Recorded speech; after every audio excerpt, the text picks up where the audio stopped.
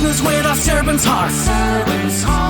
Welcome to the podcast. Inspiration, motivation takes. Listen to the podcast. We're all about to talk about life. Our guests will share their life story. We want you to success in life and business. We're ready and we will start shortly. We're gonna talk about life. We're going to speak on business. You're gonna shine bright. We are going to witness. Business with a servant's heart. With hosts Steve, Ramona, and Ray. Inspiration, education talks. Listen to the podcast.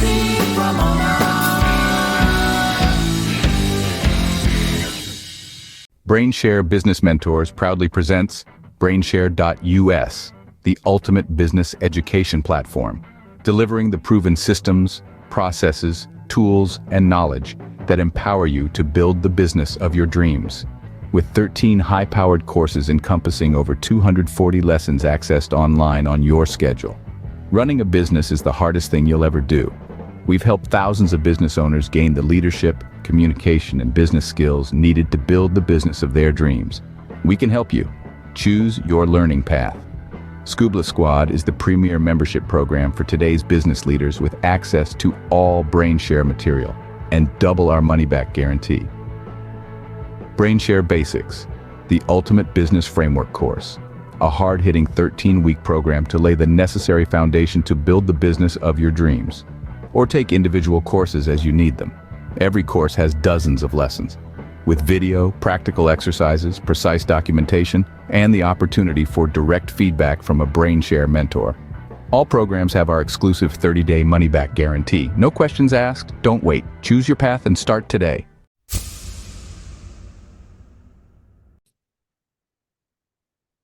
Welcome to Doing Business with a Servant's Heart podcast. Doing business and life with a purpose. Serving others and achieving success. I'm your host, Steve Ramona. We created this show for you because we want everyone to be motivated, inspired, and educated to learn how to do business and live life to make an impact in the world. I want you to think as you listen to my incredible guest today, how are you going to serve today? And what impact will you create from that servant attitude? Today, as my guest is in media, but what's really powerful is faith is a big part of his business. And I love bringing that into this because faith can make a huge impact, not only personally, but professionally. And I'm excited to talk about that today. Dmitry, welcome to the show. Thank you very much, Steve. How are you? I'm fantastic. Let's get right into it. Why is faith a big part of your business? Because everything revolves around faith. I think a person that recognizes that there is God in the world has a much better life, has everything just lives life with clarity, with purpose, with motivation. And I think running a business in general, you have to have some sense of humility to understand that it's not all coming from your effort. And you have to involve the creator of the world that runs the show behind the scenes and have him as your business partner. And then whatever you do has a certain sense of blessing and the outcome is better. You're helping people. And I think that's kind of the purpose of the world, is to help one another. Yeah, I love that. And that's why you're on, his servant's heart. And as I got introduced from Ariel, who introduced us, said the same thing. You're going to love his servant's heart. And like we said in the green room, we need more of that. So how's your faith develop your core values of your company? And what are they? So our main principle is it stems from the Jewish Bible, "Ve'ahavta l'reach kamocha," which in Hebrew means love your neighbor as you love yourself. And I think it's a very universal sentiment that everybody can appreciate. We should live our life for the betterment of other people. There was a famous rabbi that I read very interesting analogy from. He says that you have to picture that the world is like a chair, and each person is a leg of that chair. So if one leg falls, the whole chair falls. But each leg is not supporting itself. Each leg is supporting the other three. So the world works much, much better, fundamentally better, when everybody lives with this mindset. What can I do for the other person that's next to me? And if I care for them with true devotion as I want it done for myself, Yeah. then the outcome of your work is sincere. The outcome of your work is better, and usually there is a reciprocation in that. Better customers come from this as well. Absolutely, 100%. I think when the customers see that you truly care for their best interest, they first of all develop trust with you, and when somebody trusts you, it's a lot easier to work, especially in our field. Part of our work is managing people's advertising budgets, and sometimes it's in the hundreds of thousands of dollars. And when you're managing a lot of money for somebody, it's especially because direct relationship to their livelihood. They trust you, and you definitely don't want to mess that up. You don't want to mess that trust up. And if they know that you have somebody over your head watching you every step of the way, they know you're not going to do any funny business with their money, because there's a lot of temptation and a lot of, unfortunately, stories of people doing the wrong things in this industry. They mismanage budgets. I think we've done quite well with that. That helped us grow. In fact, like I was saying earlier, we got recently, our most recent award came from Yelp for being best in core values for 2023 out of all the partners they have. I think they have about 700 partners nationwide. And I think it's strictly coming from this attitude of being connected to God and wanting to do good for others. Yeah. And faith and money in abundance is part of faith. We talked about that a little bit. How do you work that with your business, your employees, if you have any, those type of things? Well, it's the same attitude that I have towards customers. I have to have the same towards employees. We have about 20 people in our team that are closely related. Then we have a lot of other people nationwide that are spread out, helping us do photography, videography, and other services. But our core team is about 20 people, and everybody shares the sentiment. It's an amazing group of people. And it's just like there's love in the air sometimes, and it's Yeah. really, really good environment. They know that they're valued. And I kind of judge, like, I try to gauge my customers in the same way, because I don't want to work with a customer that's going to do bad for their customers. It has to be a partnership in a sense. Like, the best advertisement is if you believe in the product. So if I believe in my customer's business and their motivation, what drives them, then it's a lot easier for me to promote them. In reality, advertising is not selling, it's just exposing a product to the consumer. So, and you have to match them.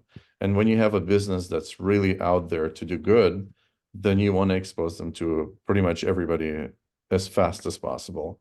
And the outcome of that is it's like creates word of mouth, and the growth becomes exponential. I remember in advertising school, what my professor said, what's the worst thing you can do to a bad product is good advertising. So if you have somebody not doing business well, if they're cheating people, and you're gonna send them a whole bunch of leads, they're gonna fail faster. And it's very important to have a partnership with businesses that value the same kind of attitude approach. It doesn't mean that I only work with people that have faith in God. I think that kind of develops over time in people, but I think the core values have to be there, that they just have to be good people. And there's diversity in religions, diversity in like origin, where people come from. We work with pretty much everybody, but I think the driving factor is you need to try to do good to others. And then most of the time it just happens to be these people do believe in God, because I think that's kind of natural. Yeah. Because what's God's purpose? And like, why did he create the world? To do good to his creation. And we have to mimic that. That's the one thing that we have to try our best to mimic from God, is to do good to our surroundings as well. God's business plan is the number one business plan in the world. It's called the Bible. Yeah. People laugh when I say that, but faith people like you get that. It's like, there's your business plan. Of course, you're going to adopt it to what you do. You said It's the some. the Go ahead. best-selling book in the world. So Yeah, it's amen. Yeah, it's most there's a reason sold. for that. Yeah, somebody's reading it. You said something very interesting. I talk about employee culture all the time, but you talked about customer culture. That's huge because you have a good customer culture, retaining customers is a game changer for business. Talk a little bit more about your customer culture you try to develop. You know, in the beginning, they're customers, and then after a certain period of time, they develop to be friends and almost like family. And there have been very acute instances that really motivate me to do more. Like there was one customer that we did logo design for, and then he kept wanting changes. Typically, you know, if we give a certain amount of revisions that are built into the price. But after a while, it starts to add on to the cost. But I just love the guy. He's such an amazing personality. We kept doing it, and he insisted, "No, I want to pay." I said, "No, don't pay." And we went into this ping pong game. He kept wanting to pay. I said, "No, don't pay." And it's just that interaction really is so healthy, and it's so good. You feel positive instead of trying the other way, trying to grind somebody and have them pay you. No, don't pay. I want to do good by you. And he wants to reciprocate in the same exact. He ended up just sending my money on Zelle because I didn't send him the invoice. He sent Yeah, the money yeah, anyways. yeah. But we end up doing more. And that's kind of like the I think the most important thing for us is to always do more than what we negotiated. And it leaves like people leave you better reviews, and reviews are everything. It's not not doing it for the reviews, but that's kind of the positive outcome. And then somebody coming in, they already know what they're going to get. They know that they're going to get a relationship with someone that's going to care for them and try their best. And for that reason, we have to be very selective who we work with, because some people will naturally abuse that. That's why it's very important to have it's like a partnership. It's not like I'm just benefiting from you. We're benefiting from each other. And my goal is to bring you maximum benefit from whatever I do. And again, there's becomes this kind of exchange of reciprocation. It's a two-way street. And then, like I said, the customers to become like friends and family. And same thing with employees. And I see that also when they treat their employees well, they have better service, better customer service, better production, and just people are people. That's the number one, I think, most important thing in life, to have good communication and positive interactions. Family, you said a couple of times. I love that. People are afraid to use love in business, but families love. You're not saying that, that people are gonna let you take advantage of you, because that was a great distinction. You said not every customer can work with you, and that's a servant's heart to say no to a customer that's not a fit. It hurts you and it hurts them. You're really serving them. Talk more Yeah. about that. Yeah, I mean, if if you view that we're all part of one body, and if the left hand is never going to get angry at the right hand, and right hand never going to get angry at the left, we're all in the same boat. It's like the analogy of somebody drilling a hole underneath their seat in a boat, and everybody coming to him, "What are you doing? The boat's going to sink." Says, "No, that's my seat. Don't bother me. I do whatever I want." We're all in it together. So if you're working with a customer, I think a more practical example of that is, if they're hiring us to do work for them, such as manage their money in the advertising sphere, of course, we're going to listen to their input, but ultimately they have to trust us to do what's right for them. And if there is no such trust, it usually fails over time because they're not the experts. That's why they came to us. They tried on their own typically and it didn't work, or they tried with somebody else and didn't work. They came to us seeking our expertise. So if they're not going to trust our expertise, then what's the point of hiring us and paying us money? And then in return, we have to give them the absolute best return on investment, not fall short in any sense of the word. My reputation means a lot more to me than profits. I always say success over profit, in the sense that I'd rather make sure that my customer comes out of the transaction feeling happy, and also knowing that whatever was done for him was done well. And if that means that we made a mistake, we have to own up to that mistake. We have to reimburse them. And thank God, knock on wood, we haven't had a bad review ever. That doesn't mean we haven't made mistakes. And I hope that never changes, but some people aren't just cannot be pleased, and we've interacted with thousands and thousands of people and only 5-star reviews. And I think that's not because we don't make mistakes, but because we own up to the mistakes. And I really hope that other businesses take that mentality. And we coach our customers as well, because a lot of them are service-based businesses, whether they're plumbers, air conditioning companies, lawyers, and they sometimes get those 1-star reviews. And we also always tell them, it's not the end of the world. The instinctual reaction is, let's contest it, let's fight it. Say, let's not fight it. Let's actually talk to the customer. Let's find out what caused them to give you the negative feedback, because most of the time that you can reason with them. And even if it means you have to refund them, that's what you got to do. It's good from business sense. It's good from like spiritual sense as well. You don't want to have somebody angry at you, because there's those negative vibes, they reciprocate everywhere. They just go through your whole business. You want to come to work happy. You want to come to work knowing that nobody's angry at you, and you're really trying to do like servants work. It's nothing wrong to say that you're a servant, not just to God, but to your customer. Like, to have that humility is very important. I think sometimes people fail and they think they're above others, and it's my way or the highway. I know everything. No, I don't know everything. I've learned so many times from my customers. Again, doesn't mean that we should always do whatever they tell us to do, because again, they hired us for our expertise, but having open mind to their feedback is very important. But going back to those reviews, so what ends up happening, you contact the person that left you negative feedback. Usually there's going to be something that displeased them to have that emotional outburst. And you can address it by telling them, look, we made a mistake. That's number one. Admit that you're wrong.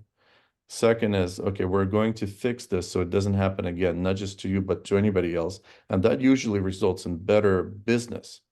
Like, you're improving yourself from that feedback. It would happen to us many times. Sometimes even from simple miscommunication, like not correct expectations of what service is going to be provided. For example, a customer hires us for a photo shoot, and it's the first time they hire a photographer or a photography company. They don't know what to expect. So it took us a while to learn how to present to them, what are you supposed to expect out of a photo shoot? And it's happened before where we even over-delivered on the promise, but they still didn't appreciate it because they just never have ordered this product before. They don't know what to expect. They thought they would get a lot more. And just that having that education prior to the work or prior to them even hiring you is extremely important. So that's just an example of how you can improve your services. But ultimately, if you've done wrong to them, give them a refund. Make them happy. It's not going to kill your business. In fact, a negative review might kill a business if it's nothing done to it. First of all, that means there's still the flaw lingering in the service. And second of all, there's so many statistics out there that say one-star review can cause a business up to $10,000 in damages and lost revenue. And I think that's already an outdated review. There's a lot more to that. And equally on the other side, reviews are a very sensitive topic, especially when it comes to Yelp. We do a lot of coaching with when it comes to that. We're not supposed to solicit for reviews, for example, when it comes to Yelp, but somehow you're supposed to grow your business and have feedback. And typically it's emotional response, right? So if somebody's leaving you negative reviews because they're totally dissatisfied. And there's always that disbalance. People say, I get those negative reviews, but I don't get the positive reviews, and I'm not allowed to ask for them. So how do you get the positive reviews? You do the exact opposite of what drove them to leave you a negative review, an emotional connection with them. If you have that emotional connection with them where it's completely positive, they're overwhelmed with joy, they're going to go naturally and leave you a review. The least they can do is come and say, thank you. This company provided a service beyond what I expected. And that's how I think successful businesses are built. Yeah, it's a great idea about reviews, and word of mouth is best marketing in the world. The Every best. marketer ever taught it. Yeah, I mean, it's like slam dunk. If you could have this magic wand and go, all my clients word of mouth, you'd be probably wouldn't be talking to me. You'd be sitting in a beautiful temple helping the people. One thing that you mentioned about motivation, we obviously know faith is a big motivation to you. Are there any other things that motivate you to really grow this business? Family, that's a big Family. motivator. It's you got to make a living at the end of the day. We're not a nonprofit. I emphasize it very clearly to people. We are not a nonprofit. But I think there you can operate a for-profit company with principles of a nonprofit, like we've mentioned before. And even the name of our company, although it's known as 3D Media, it's doing business as 3D Media. The truth of it, it's called Kiddush Hashem. Kiddush Hashem in Hebrew means sanctifying God's name.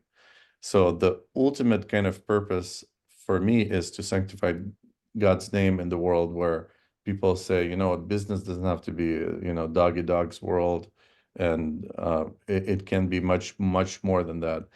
And there is certain level of beauty in earning a living for your family. It doesn't have to be all materialistic. I think people sometimes get too extreme about earning a living, and it becomes their sole drive. But you have to remember, why do you earn a living in the first place? That's to help your family and also to help your community at large. That's kind of why we need money. At the end of the day, I think in the future, and that's kind of my guess, money is going to be a lot less relevant in a very near future. Even now, if you truly think about it, you cannot take money beyond your grave.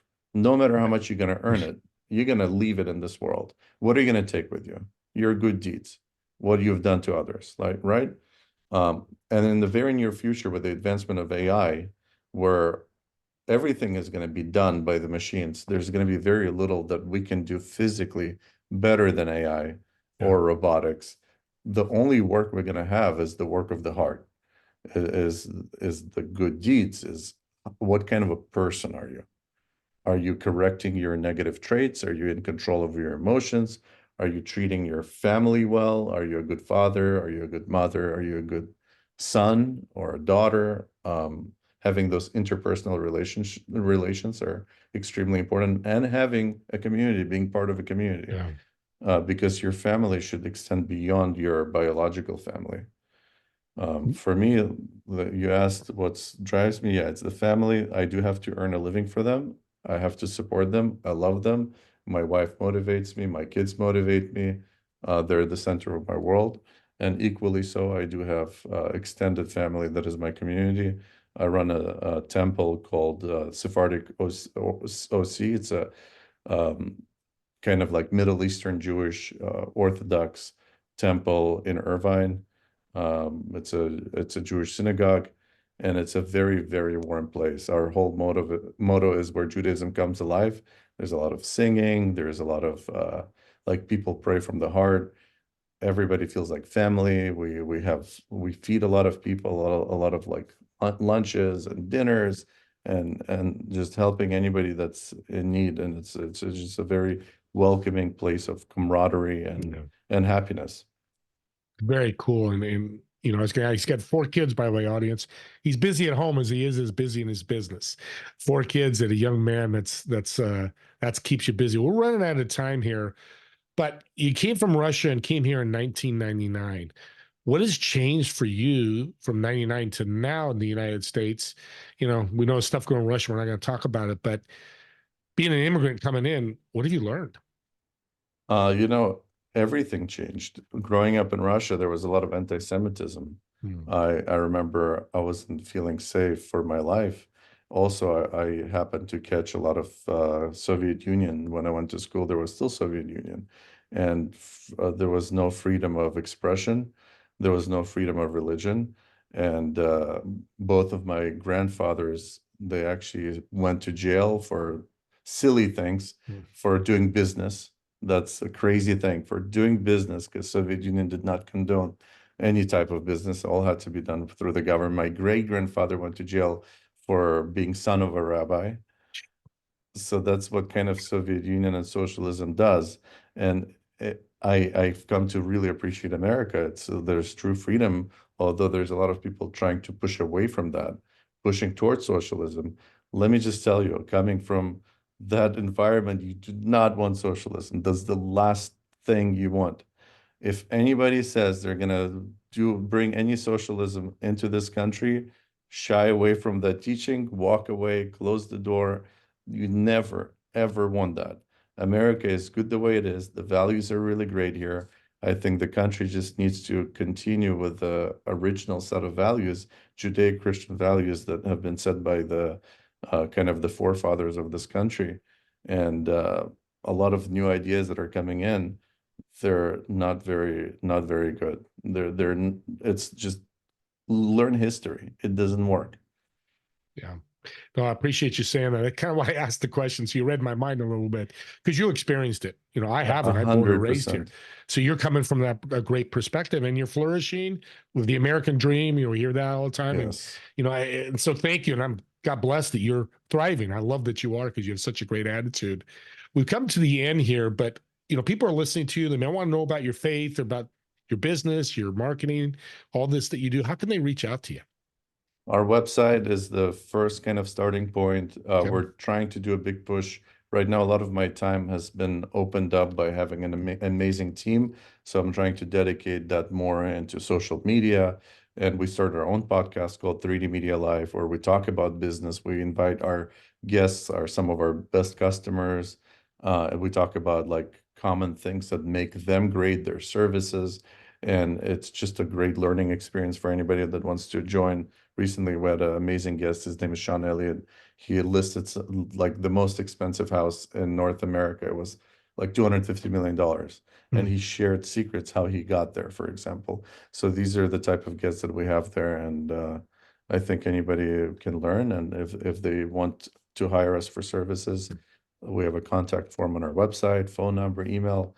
Our number one thing is get back to every customer within 10 minutes. It's very important. Communication is critical. So if somebody writes it to us, we'll get back to them. There you go. That's a servant's heart. Dmitry, thank you again. I'd love to have you back talking more faith and media. I think that's a great combination. It's not around enough anymore right now. But you said earlier in the green room, it's coming. I'm excited about that. I want to remind everybody, Dmitry gave you some golden nuggets here. Maybe from faith, maybe from marketing, definitely from business that you can learn from. What does a podcast do? It goes forward and backwards. So go on the podcast, whether on YouTube or the podcast platform you're working on, and find those spots that really resonate with you. And if they really did, comment on my YouTube channel or comment on my podcast, and I'll reach out to Dmitry and get you connected through his team.